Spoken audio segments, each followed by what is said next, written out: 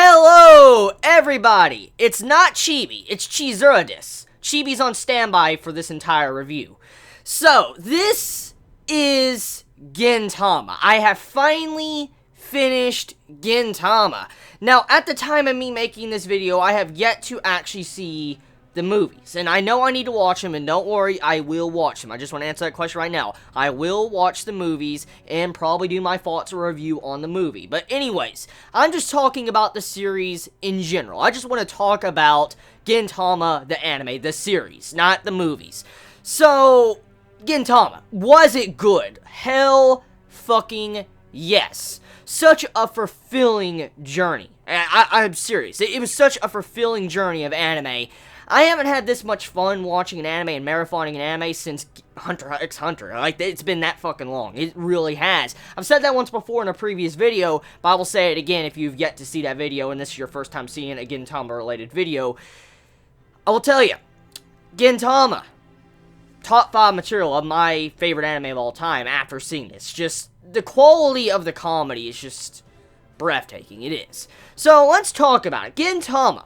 If you don't know what Gintama is, I want to briefly cover what Gintama is about, and then I want to dive into my thoughts over the entire series, different arcs, and stuff like that. So, Gintama. It's a parody series. A parody series that's very self-aware. It's a self-aware series that knows what it's doing. Like, the animators, I swear, the animators when they were making this series, when they were animating it, they had a blast. Like, I've never seen an anime studio have this much fun, like the creativity out of a series just flow out of episodes. Like, when you watch an anime, okay, you get the story, you get the bare bones story of an anime, you know, even a good story. Let's just, you know, throw in a random title there. Let's say Steins Gate. I'm just throwing in Steins Gate because, you know, Steins Gate had a season 2 announcement. But, you know, Steins Gate's a very amazing anime. It's fucking breathtaking too, but you know it's a good story and all that, and it just has this, you know, standard story. And then you get into something like Gintama, and Gintama has it to where the animators add their own touch, to where they express their creativity with the author's vision of the series. And it's very rare to see how a series like Gintama is done, because if it wasn't for Gintama, I would have never have actually seen how an anime company or anime studio can really enjoy themselves making individual anime. Like Gintama.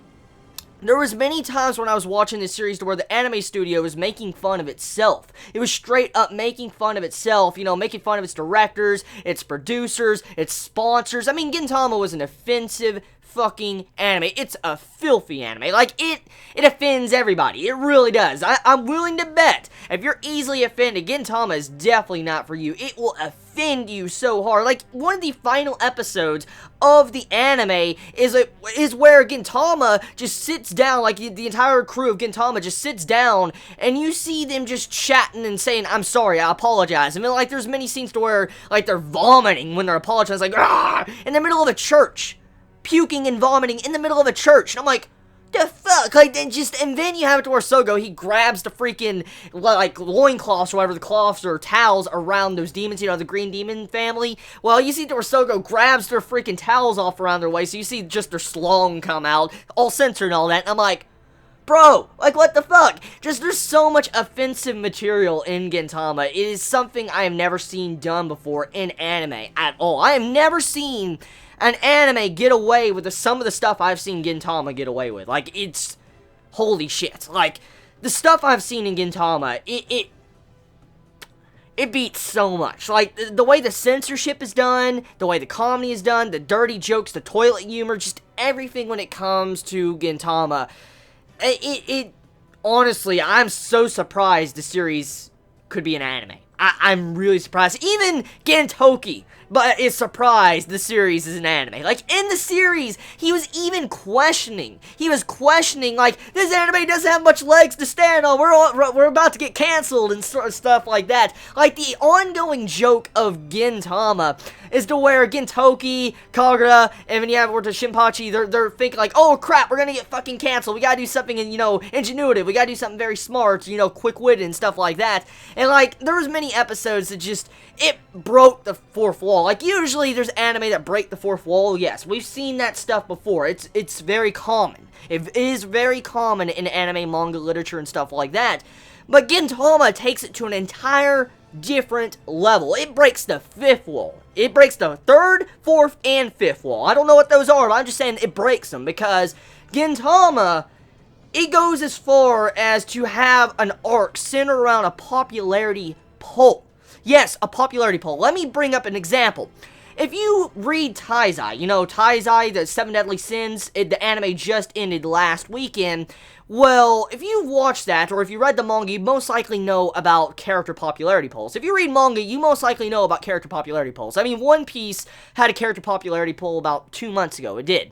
And Gintama had one. And from this character popularity poll, you had to wear Shinpachi ranked number 8. He's one of the main characters. He's like, you know, one of the main characters of the series. And he ranked number 8 on the board, and the entire arc, like a 4-episode arc, focused on a popularity poll, and all the characters in the series had like a number attached to their head, and they were making fun of each other because, like, one is, you know, 1st place, one is 2nd place, you know, so forth, so on. And you had to where the main villain became someone that, you know, was underappreciated, you know, shit upon for the entire series. And I'm like, oh my god, like, what type of series, in shonen in general, any manga or anime, has ever taken that to that type of level of breaking the 4th wall, of having a series kill its mangaka? Like, yeah, the popularity poll in other arcs of Gintama, you had to where the creator, the mangaka, has written himself into the series, and he gets killed off by his characters. Like, there was one scene in the anime, it was like episode 100 in, it was in 180 or 170, so it's around in there, it's the popularity poll. You had to where freaking Otai-san, she just jumps through the screen of the television, and she kills the mangaka. And when you see the art just shifting and convulging, like, you know, like the animator or whatever died, like the mangaka died, and the art just goes to shit. Like, it's Microsoft Paint level. I'm not joking. I'm really not joking. If you've seen that episode, you know what I'm talking about. It was Microsoft Paint. They even changed the opening song. That's where I get into the creativity of this series when it comes to the animators. The actual animators, the studio, Sunrise, that made this anime, they took it to another level to where they shit upon their own opening to make a Microsoft Paint opening that looked like straight up garbage. But it worked.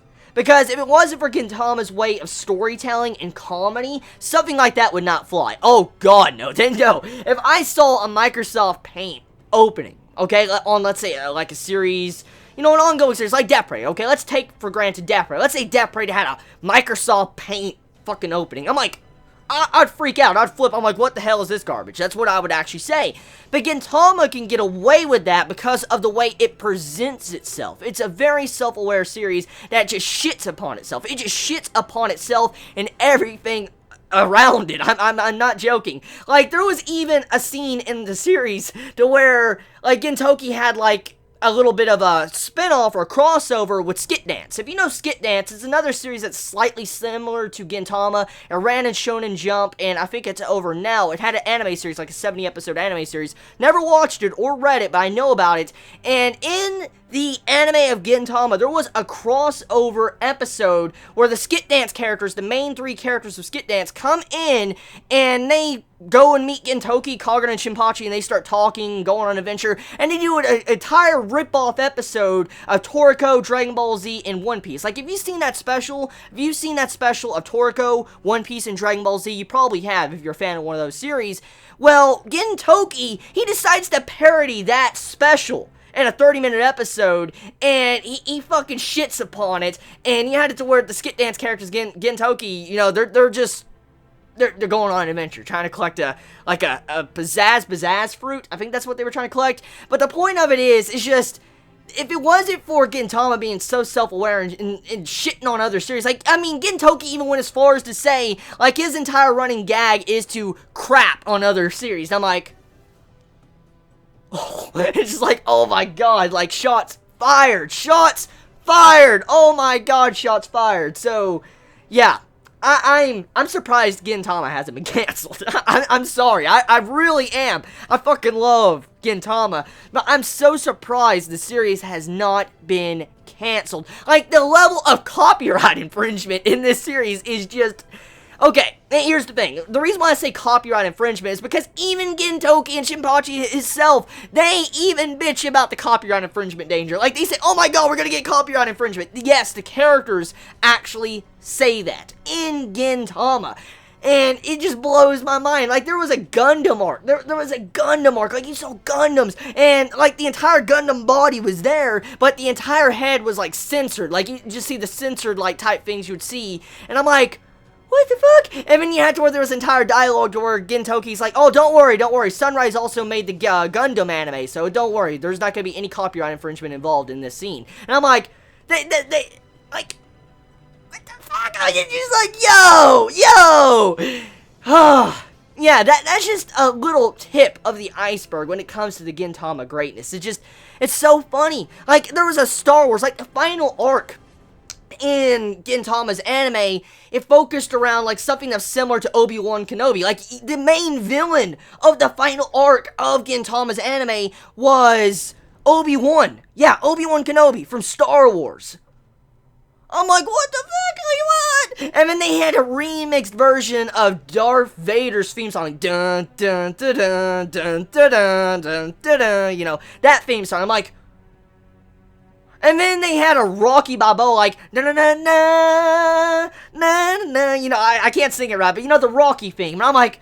Whoa! Dragon Quest themes. I mean, they even had a Pokemon reference earlier on into the series. They had a Penguin Drum reference in the later episodes. I mean, there's just so much in this series. It's crazy. I'm so surprised the series hasn't been canceled. I'll say that again. I'm so surprised.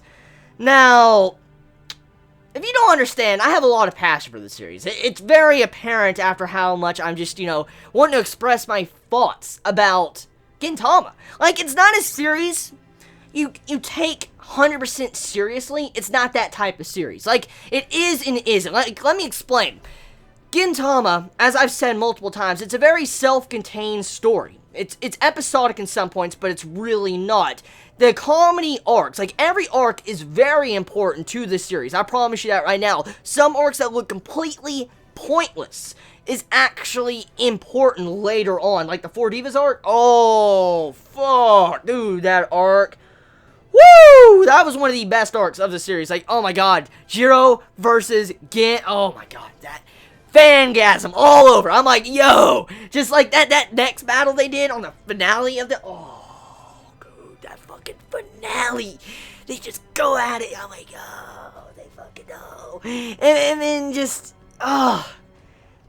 get back into the topic, okay. It's a series that doesn't take itself too seriously, but it does when it counts. Like, Gintama, I feel like the reason why it's so epic and so good is because it has so much comedy in it. Like, you know, some of these comedy arcs and parodies and just so much gags going on in it that when you finally get to a serious arc, a very serious arc that really just cranks up the pacing of the story, that comes full circle. Like, for instance, all the events that happened up to that point come full circle. Let's say you had, like, a serious arc around episode 50, okay? And you don't have another serious arc until around episode 105.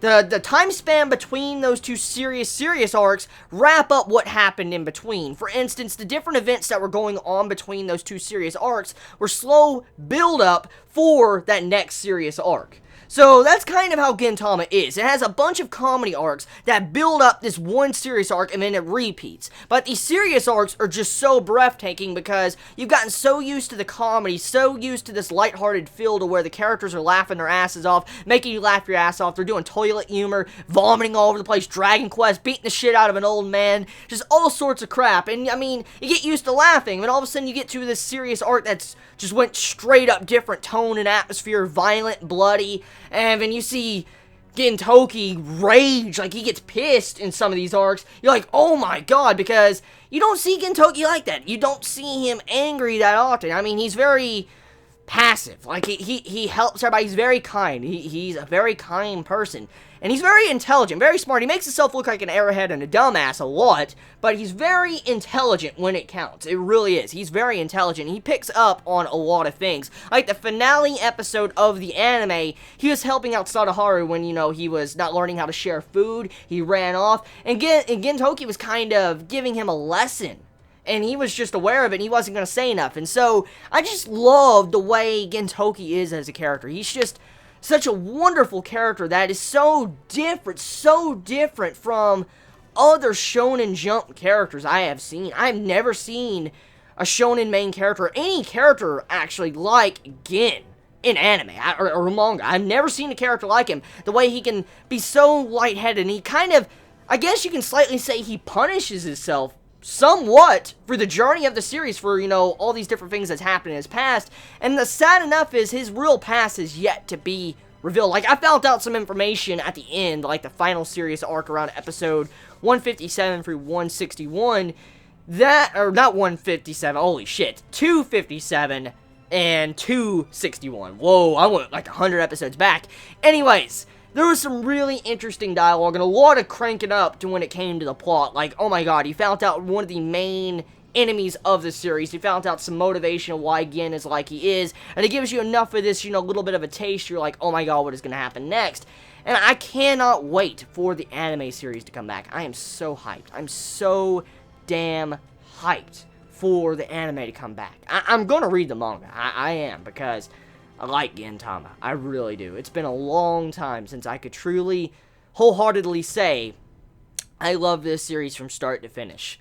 It had its down times, yes, of course. All series have that. It had its slow moments at the beginning. If you could get past the first 20 or so episodes, then the world of Gintama opens before your eyes, and you're like, oh my god. Like, when you get the first taste of that serious arc around episode 50, then you realize how Gintama really is. You realize the scale of how great this series can be.